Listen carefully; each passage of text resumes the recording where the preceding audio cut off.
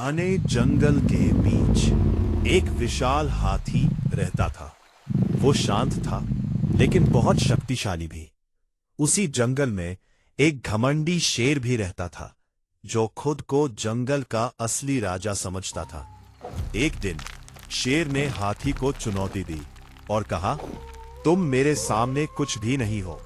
हाथी ने शांत स्वर में कहा, ताकत सिर्फ शरीर से नहीं, दिमाग और धैर्य से भी होती है।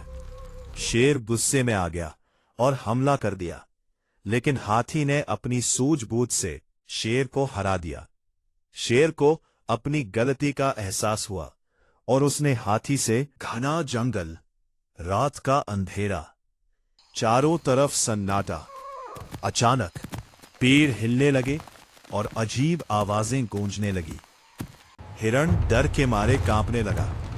हाथी भी चौकन्ना हो गया, लेकिन पेड़ पर बैठा बंदर कुछ और ही सोच रहा था। तभी अचानक एक तेज आवाज आई, धड़ाम। हिरण डर गया, कौन है वहां? हाथी बोला, डर मत, मैं हूं। लेकिन बंदर को कुछ अजीब लगा, ये सब सामान्य नहीं था। बंदर धीरे धीरे पेड़ से नीचे उतरा और आवाज की दिशा में बढ़ने लगा। जंगल और भी डरावना होता जा रहा था, लेकिन बंदर नहीं रुका। और फिर बंदर ने जो देखा वो चौंकाने वाला था। कुछ जानवर जानबूझकर पेड़ हिला रहे थे और बाकी जानवरों को डरा रहे थे। ये सब एक चाल थी। बंदर तुरंत वापस आया और हाथी और हिरण को सब बताया।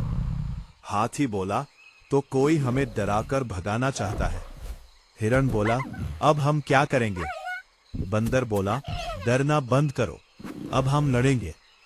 तीनों ने मिलकर एक योजना बनाई।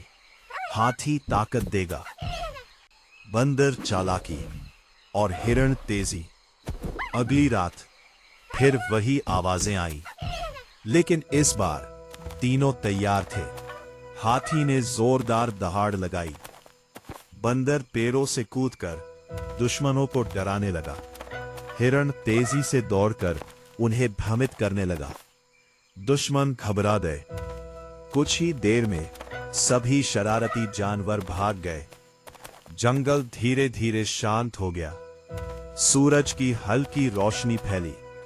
हिरण मुस्कुराया, हम जीत गए।